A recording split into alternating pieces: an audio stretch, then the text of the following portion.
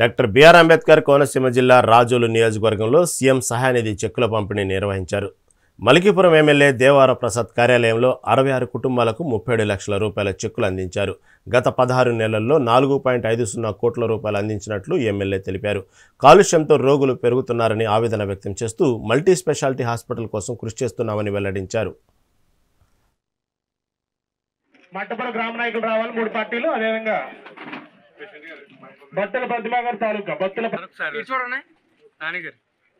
సుందర బ్రహ్మయ్య గారి తాలూకా తదుపరి అదే గుడిమలం గ్రామం నుండి ఉచ్చాల వీర వెంకట సత్యనారాయణ ఉన్నారా? నారాయణ గారు, సత్యనారాయణ గారు అధ్యక్షులు, వాళ్ళందరూ రావాలి దయచేసి.